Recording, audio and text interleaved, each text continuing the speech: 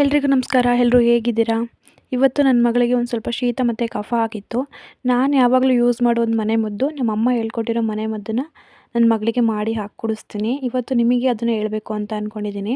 ಏನಪ್ಪ ಅಂತ ಅಂದರೆ, ಆಗ್ಲು ಸೊಪ್ಪು ಸಿಗುತ್ತಲ್ಲ, ಆಗ್ಲಿಕಾಯಿ ಬಿಡುತ್ತಲ್ಲ ಅದ್ರ ಸೊಪ್ಪು ಮತ್ತು ತುಳಸಿ ಸೊಪ್ಪು.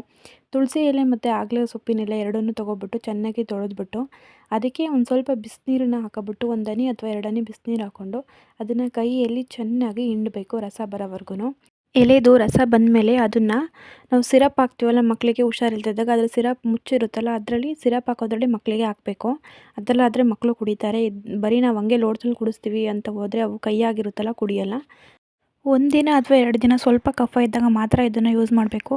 ತುಂಬ ದಿನ ಆದ್ರೂ ಕೆಮ್ಮು ಕಫ ಹಂಗೆ ಇದೆ ಅಂತಂದರೆ ಹಾಸ್ಪಿಟ್ಲಿಗೆ ತೋರಿಸ್ಬೇಕಾಗುತ್ತೆ. ಒಂದು 4ರಿಂದ 5 ಡ್ರಾಪ್ಸ್ ಹಾಕಿದ್ರೆ ಸಾಕಾಗುತ್ತೆ ಮಕ್ಕಳಿಗೆ, ಚಿಕ್ಕ ಮಕ್ಕಳಿಗೆ. ಅಷ್ಟು ಹಾಕಿದ್ರೇ ಕಫ ಕೆಮ್ಮು ಕಡಿಮೆ ಆಗುತ್ತೆ, ಶೀತನೂ ಸ್ವಲ್ಪ ಕಡಿಮೆ ಆಗುತ್ತೆ ಮಕ್ಕಳಿಗೆ.